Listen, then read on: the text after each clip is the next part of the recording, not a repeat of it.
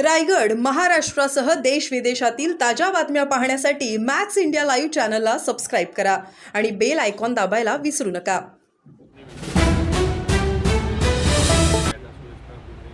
आणि सरकारने जर केलं नाही तर आम्ही कारसेवा करू असल्याचं. कालच विश्व हिंदू परिषदेच्या काही पदाधिकाऱ्यांनी प्रेस कॉन्फरन्स घेऊन जाहीर केलं की औरंगजेबाची जर कबर राज्य शासनाने पुढाकार घेऊन जर काढली नाही तर बाबरी मस्जिदच्या वेळेस आम्ही जशी कार सेवा केली होती आणि बाबरी मस्जिद पाडली होती त्याच पद्धतीनं आम्ही कार सेवा करून औरंगजेबांची सुद्धा कबर आम्ही त्यानिमित्तानं काढू अशा पद्धतीचं वक्तव्य भारतीय जनता पार्टीच्या जे आहे बजरंग दल त्या बजरंग दलच्या पदाधिकाऱ्यांनी केलेलं आहे. हे अतिशय दुर्दैवी वक्तव्य आहे.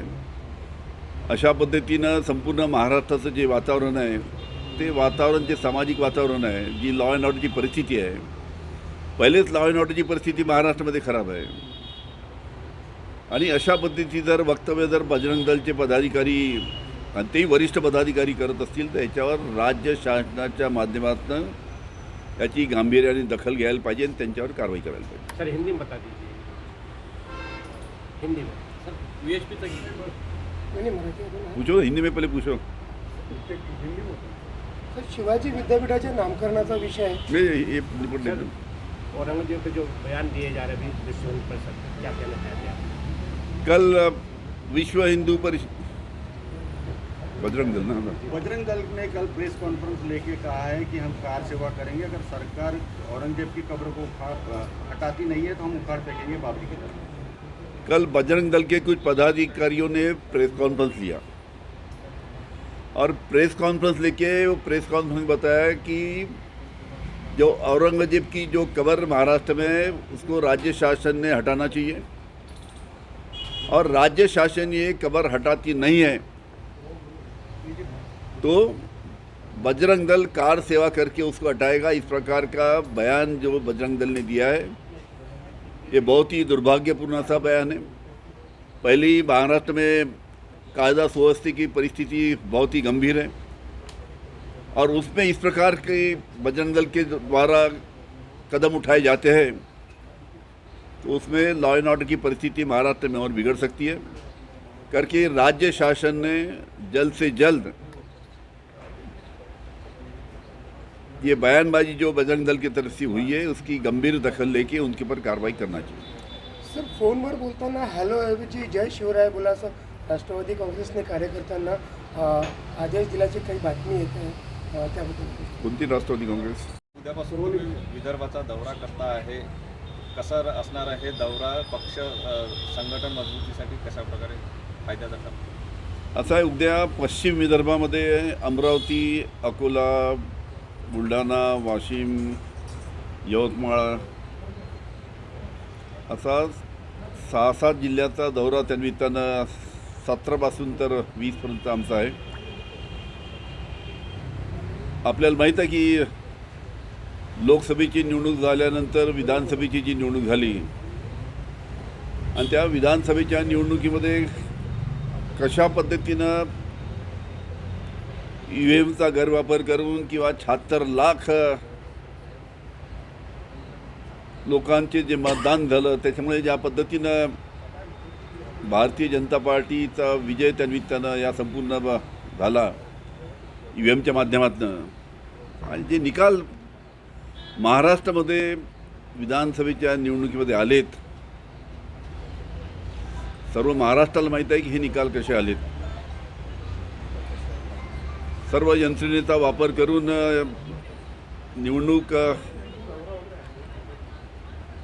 जी इलेक्शन कमिशन आहे त्याचा सुद्धा गैरवापर करून त्यानिमित्तानं हे निकाल आलेत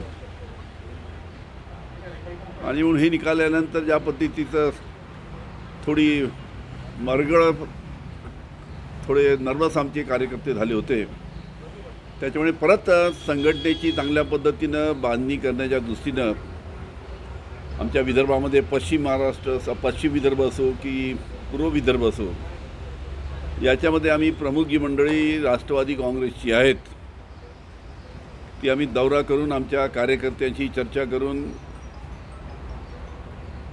त्यांचं मनोबल वाढवण्यासाठी आणि कशा पद्धतीनं आपल्याला आपला पक्ष पुढे चांगल्या पद्धतीने नेता येईल या दृष्टीनं हा दौरा आयोजित करण्यात आलेला आहे। या दौऱ्यामध्ये आमच्याबरोबर डॉक्टर राजेंद्रजी सिंगणे माजी मंत्री ते सुद्धा आहेत, अनेक आमचे पक्षाचे ज्येष्ठ नेतेसुद्धा या दौऱ्यामध्ये या संपूर्ण विदर्भाचे आहेत। सर, महानगरची बैठक आहे, कशा पद्धतीने महानगरपालिकेला पुढे जाणार आहे?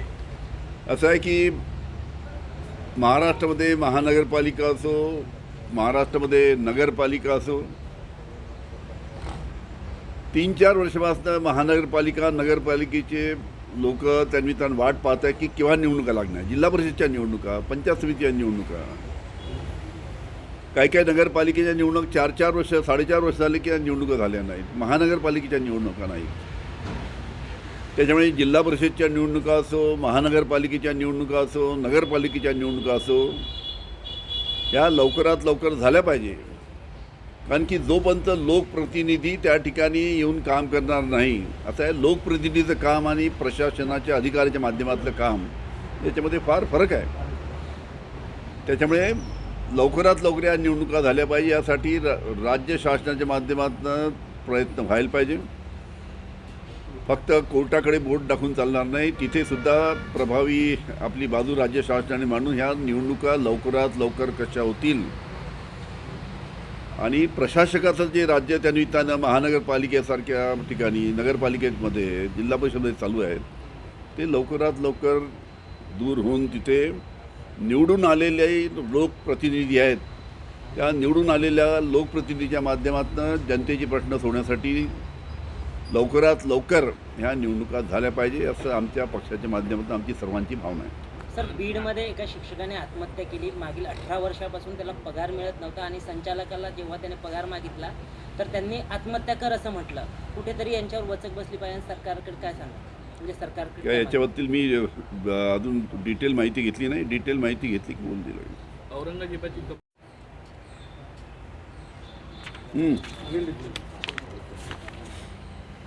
चला एक मिनिट सर, एक मिनिट थांबा।